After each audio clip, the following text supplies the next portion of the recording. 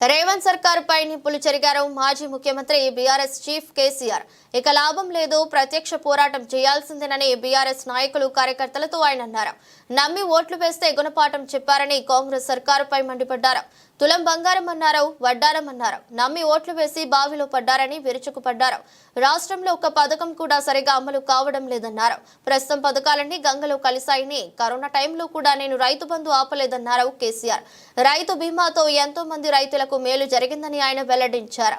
గంభీరంగా మౌనంగా కాంగ్రెస్ ప్రభుత్వాన్ని చూస్తున్నట్లు కేసీఆర్ చెప్పారు. కొడితే మామూలుగా కాదు, గట్టిగా కొట్టడం నాకున్న అలవాటని అన్నారు.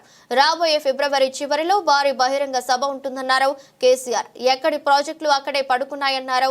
సంగమేశ్వరం, బసవేశ్వర, కాళేశ్వరం అన్ని ఎండబెడుతున్నారని కాంగ్రెస్ ప్రభుత్వంపై ధ్వజమెత్తారు కేసీఆర్. నేను హరీష్ రావుకు చెప్తున్నా, మీరు రెండు తాలూకాల ప్రజలను కూడా సమీకరించి సంగమేశ్వర, బసవేశ్వర మీద పెద్ద ఎత్తున దండయాత్ర చేయాలి, పోరాటం చేయాలి. తప్పదు కదా, కొట్లాడితేనే తెలంగాణ వచ్చింది. ఇది కూడా రావాలని కొట్లాడనంటే ప్రజలు విజృంభించాలి, అయితేనే నీళ్ళు వస్తాయి. సంగమేశ్వర లిఫ్ట్ రావాల్సిందే, బసవేశ్వర లిఫ్ట్ రావాల్సిందే. ఖచ్చితంగా రెండు తాలూకాలకు కూడా 1,50,000 ఎకరాలకు నీళ్లు వస్తే పంటలు పండితే మనం బతుకుతాం, అంతే కదా. ఆందోళన కొడుతుంది దానిలో.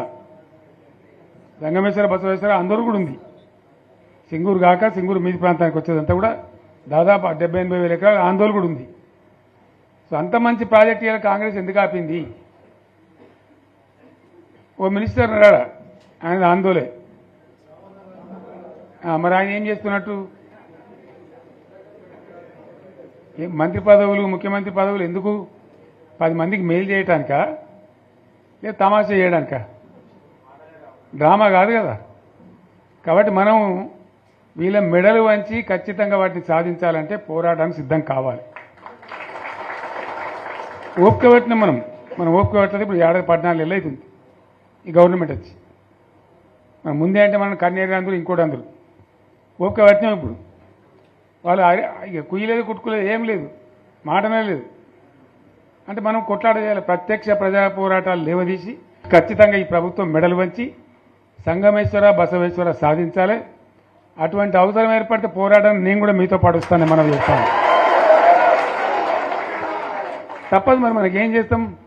మంచి మాటకు మంచి మాట, చెడ్డ మాటకు చెడ్డ మాట, అంతే కదా. పోరాటం లేవదీయాల్సిందే. మీ ఎమ్మెల్యే మాణిక్యరావు నాయకత్వంలో, అక్కడ మాజీ ఎమ్మెల్యే భూపాలరెడ్డి నాయకత్వంలో, మీ జిల్లా నాయకుడు హరీష్ నాయకత్వంలో ఖచ్చితంగా దీని మీద పోరాటానికి మీరు బాటలు ఏర్పాటు చేయండి. మొత్తం యావత్ జిల్లా కూడా మీతో కలిసి వస్తుంది.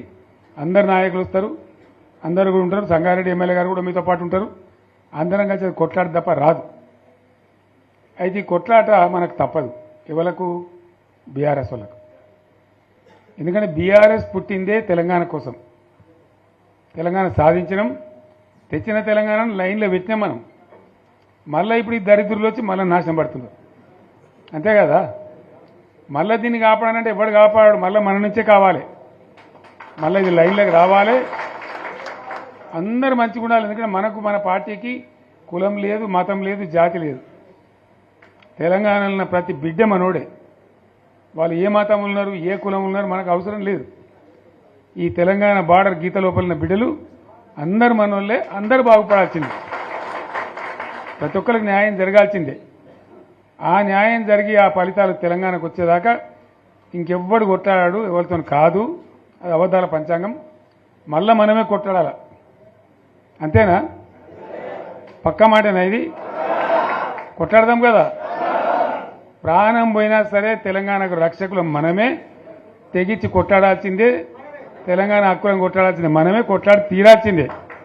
అన్న రెండవ మాట లేదు. కాబట్టి దయచేసి అవసరమైన సందర్భంలో మీ జిల్లా నాయకులు పిలిపిస్తారు, రాష్ట్రం నుంచి నేను కూడా పిలిపిస్తాను.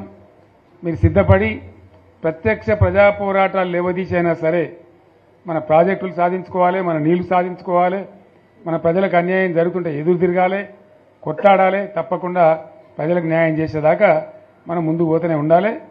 తెలంగాణ కోసమే బయలుదేరిన జెండా గులాబీ జెండా. తెలంగాణను సాధించింది గులాబీ జెండా. తెలంగాణను మంచిగా చేసి లైన్లో పెట్టింది గులాబీ జెండా. భారతదేశంలో నంబర్ 1 అనేక విషయాలలో చేసి సాధించి చూపెట్టింది గులాబీ జెండా. జర్రంత మోసం జరిగింది. ఆ జర్రంత మోసానికి ఇవాళ ఓరోడిగా ఉనుక మీద రోకలనే దుంకులాడుతుండు. అంతే కదా, ఎందుకు వానికి దాని కూడా ఏమేమో మాట్లాడుతుండు. సరే, నేను గంభీరంగా మౌనంగా చూస్తున్నా. నేను కొడితే వట్టి కొట్టు నాకు అలవాట్లేదు కదా. నేను వెళ్ళినా అంటే మళ్ళీ భూకంపం పుట్టాలిగా. చూద్దాం ఎక్కడి దాకా చేస్తారో వీళ్ళ కథ ఏందో చూద్దాము.